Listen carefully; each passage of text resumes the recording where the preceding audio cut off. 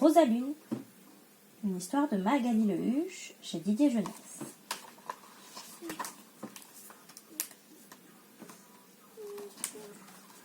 Rosalune et les loups.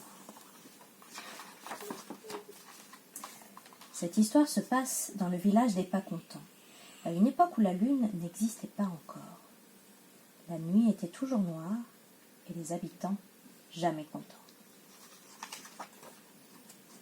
Dans ce village vivait une femme qui s'appelait Rosalune. Rosalune était belle, Rosalune était ronde. Sa peau était claire comme le jour et ses joues roses comme deux bonbons. Rosalune chantait toute la journée. Elle chantait le matin, la la la la la la la. Elle chantait le midi, la la la la la, je fais de la purée. Elle chantait le soir, une petite tisane avant de se coucher. Il lui arrivait même de chanter la nuit. Douce nuit.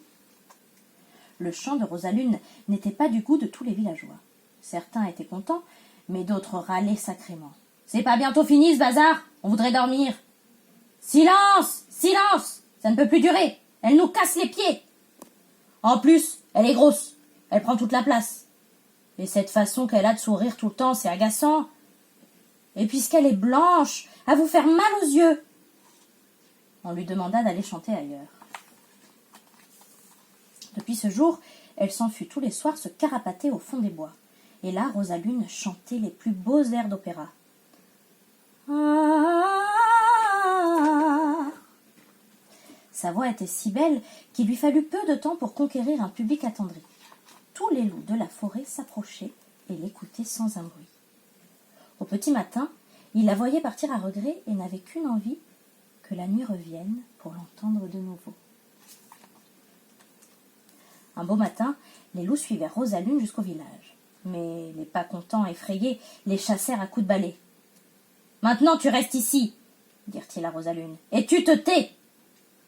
Alors Rosalune s'enferma chez elle et cessa de chanter.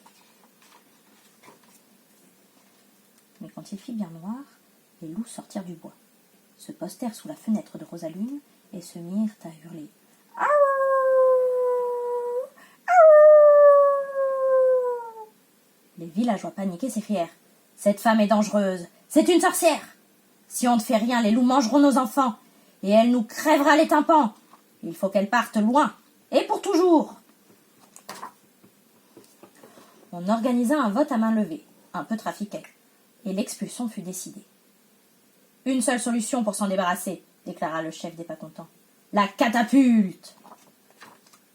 Ce soir-là, les Pas-Contents se cachèrent tous dans tous les recoins du village.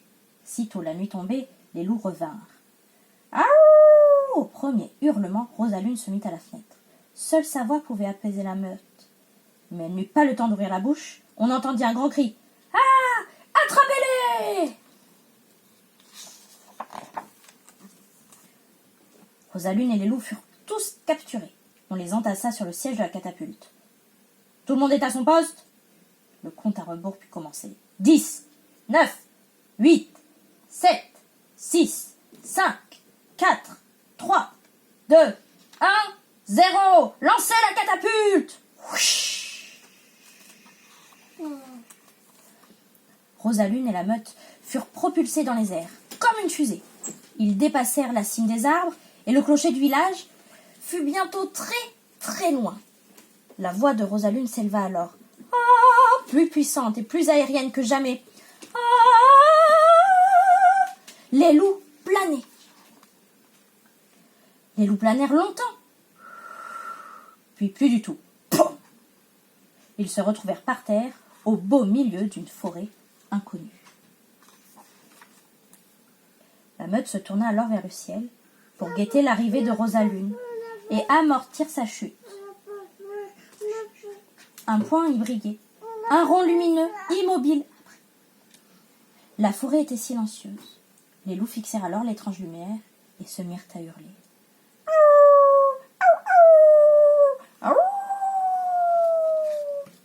Rosalune n'est jamais retombée. On raconte qu'elle est restée là-haut et qu'elle chante au milieu des étoiles.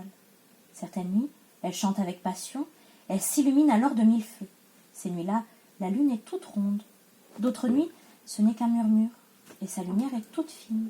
D'autres nuits encore, elle se repose. Les loups, eux, attendent toujours leur ami, et si vous tendez bien l'oreille, vous pourrez les entendre hurler les nuits de pleine lune.